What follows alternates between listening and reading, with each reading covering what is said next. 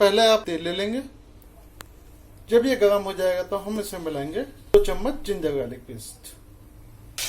अब इस ginger garlic paste को लगभग 1.5 से 2 मिनट तक पकने दीजिए, जब तक कि इसकी कच्ची गंध नहीं चली जाती।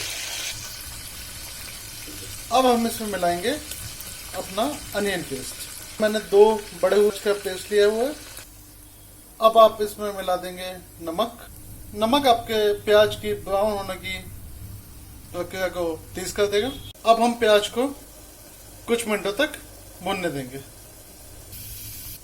अब हम इसमें मिलाएंगे हल्दी पाउडर,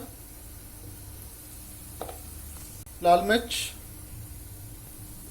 और 1 टेबल स्पून धनिया पाउडर। अब इसको धीमी आंच पर तब तक पकने दीजिए जब तक कि ये तेल छोड़ना शुरू न कर दें। अब हम इसमें मिलाएंगे मटन पीसेस।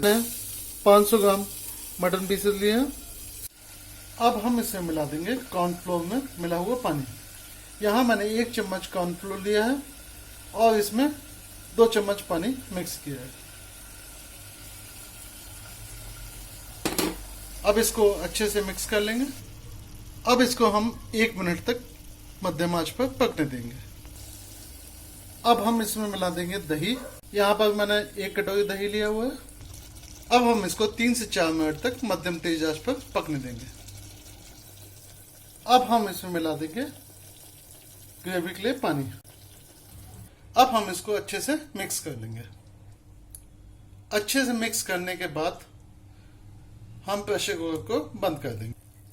अब आप इसमें 6 से 7 सीटी तक होने देंगे, क्योंकि मटन को पकने में काफी टाइम लगता है। अब आप इसमें मिला देंगे थोड़ी सी कटी हुई धनिया की पत्ती। अब इसको लगभग 30 सेकंड तक चलने देंगे।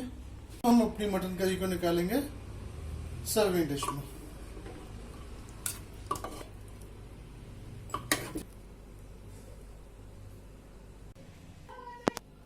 तो दोस्तों ये लीजिए, हमारी आसान मटन करी खाए जाने के लिए बिल्कुल तैयार है।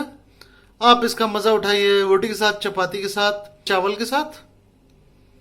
अगर आपको हमारा वीडियो पसंद आया हो तो कृपया इस वीडियो को अवश्य लाइक कीजिए, सब्सक्राइब कीजिए। अपना अनुभव हमें कमेंट में अवश्य लिखें। जल्दी ही आपसे फिर मुलाकात होगी। तब तक के लिए शुभ रात्रि।